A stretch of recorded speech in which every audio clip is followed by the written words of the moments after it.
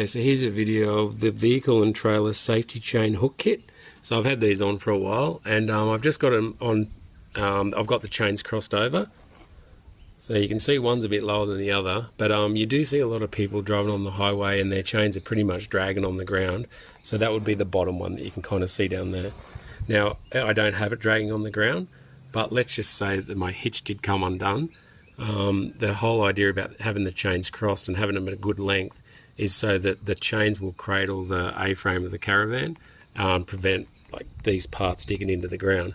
So this one here, I've got it at a good length. The bottom one, I've just stretched the chain all the way out to that hook, and you can see that if this came off, there's a very good chance all the A-frame is going to dig into the ground. So a good little tip with that is what I've done is I'll take this one off.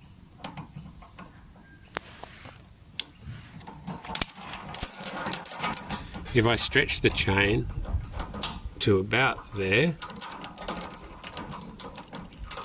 that length there, I've got 4 hanging, and then if I hook that in, a little bit hard, just hold on. Alright, so I've hooked it on, and you can see that I've got 4 hanging. Now, you know, plenty of people just leave that hanging, but if I use the spare D-shackle, hook that back up there, and there's an example, I've hooked that on there. So now some people might say that's too tight, but we've turned this caravan as tight as it goes. We've been over humps, lumps, jumps, whatever. That's a good length for our setup.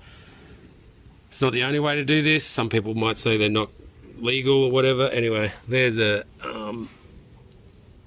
company that I bought mine from. If that zooms in, you'll be able to see that.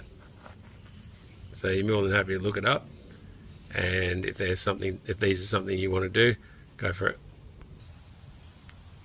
So for this setup, I had 4 chain links hanging, and I was on the 7th chain link from the A-frame to those hooks.